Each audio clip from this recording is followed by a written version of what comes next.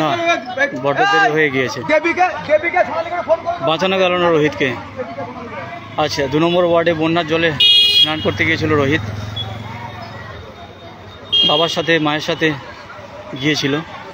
দাদুর শ্রাদ্ধে ছিল, দাদুর শ্রাদ্ধের আগে ঘাট ছিল, সেই ঘাট উপলক্ষে নেড়া হয়ে স্নানে গিয়েছিল বাবার সাথে মায়ের সাথে রোহিত। কিছুক্ষণ আগে আমরা যে লাইভটি করেছিলাম, 6 বছরের শিশু তলিয়ে গিয়েছে ঘাটালের 2 নম্বর ওয়ার্ডে বন্যার জলে। সেই রোহিতকে ফিরে পাওয়া গেল না। প্রায় ঘণ্টাখানেক পর উদ্ধারকারী টিম এবং স্থানীয়দের প্রচেষ্টায় রোহিতকে উদ্ধার করে হাসপাতালে নিয়ে আসা হয়েছিল, কিন্তু হাসপাতাল কর্তৃপক্ষ জানিয়ে দিয়েছে রোহিত আর নেই। কান্নায় ভেঙে পড়েছে রোহিতের পরিজন। রোহিতের বাবা একেবারে নিথর হয়ে গিয়েছে।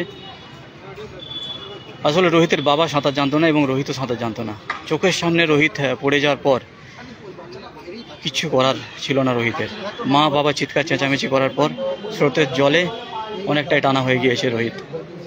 বেশ কিছুক্ষণের প্রচেষ্টায় রোহিতকে উদ্ধার করে হাসপাতালে নিয়ে আসা হয়েছিল। খুব মর্মান্তিক ঘটনা, খারাপ লাগছে, কিন্তু আমাদেরকে এই খবর তুলে ধরতে হচ্ছে জাস্ট সচেতনতার জন্য।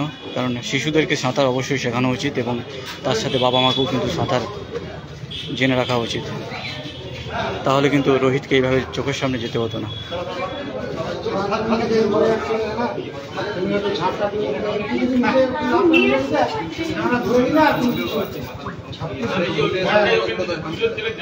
দাদু শ্রাদ্ধ উপলক্ষে রোহিত তার বাবা মায়ের সাথে বন্যার জলে স্নান করতে গিয়েছিল এবং সেই জলের স্রোতে রোহিত চোখের সামনে, বাবার চোখের সামনে ভেসে যায়।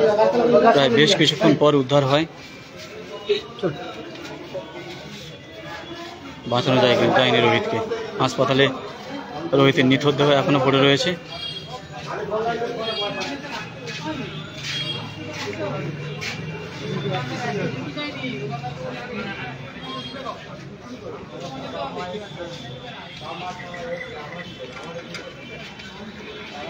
খুবই মর্মান্তিক ঘটনা, খুবই খারাপ লাগছে। এভাবে একটি ছোট্ট 6 বছরের শিশু বন্যার জলে তলিয়ে গিয়ে হারিয়ে গেল।